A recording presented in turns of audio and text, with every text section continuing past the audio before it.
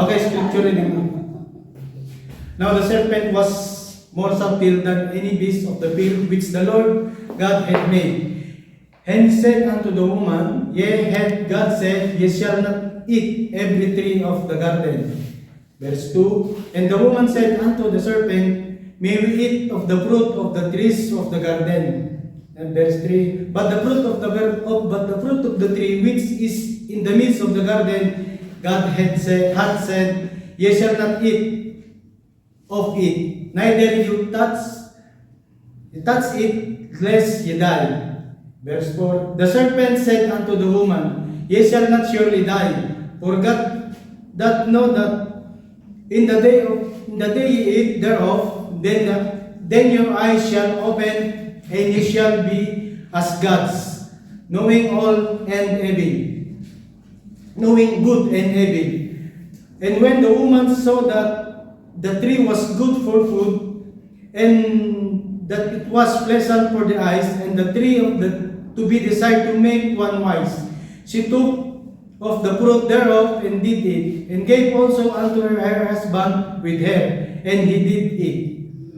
Verse 7, And the eyes of them both were opened, and they knew that were naked, and they sewed fig leaves together, and made themselves aprons.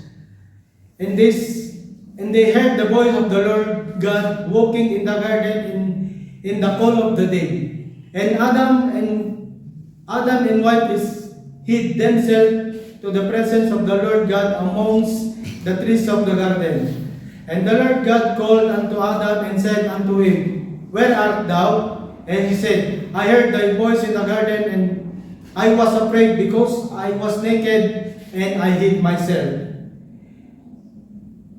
And he said, Who told thee that you was naked? Hast thou eaten of the tree? Thereof I commanded thee that thou shouldest not eat. And the man said, The woman whom thou gavest to be with me, she gave me of the tree, and I did eat. And the Lord God said unto the woman, What is this that thou hast done? And the woman said, The serpent beguiled me, and I did eat. And the Lord God said unto the serpent, Because thou hast done, thou art cursed above all cattle, and above every beast of the field. Upon thy belly shalt thou go, and thus shalt thou eat all the days of thy life.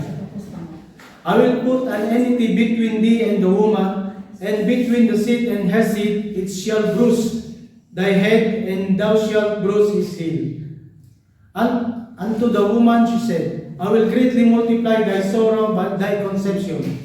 In the sorrow thou shalt bring forth children, and thy desire to be to thy husband, and he shall rule over thee. And unto Adam he said, Because thou hast hearkened unto the voice of thy wife, and hast eaten of the tree of which I commanded thee, saying, Thou shalt not eat of it. Cursed is ground for sake in sorrow, and so shalt thou eat of it all the days of thy life. Thorns also and the thistles shall it bring forth to thee, and thou shalt eat the herb of the field. And the sweat of thy face shalt thou eat bread, till thou return into the ground. For out of it was thou taken. For dust thou art, and unto dust thou return. And Adam called his wife named Eve, because she was mother of all living. Unto Adam also to his wife did the Lord God make coats of his skin, and clothed them.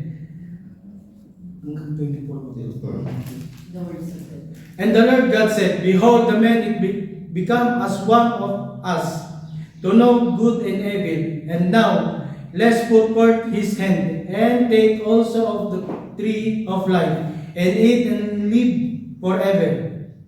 Therefore, the Lord God sent him forth from the Garden of Eden, to till the ground from whence his was taken. Last verse. So he drove out the men, and he placed of the east of the garden of Eden cherubims and a flaming swords which turn every way to keep the way of the tree of life. This is the word of God. Amen.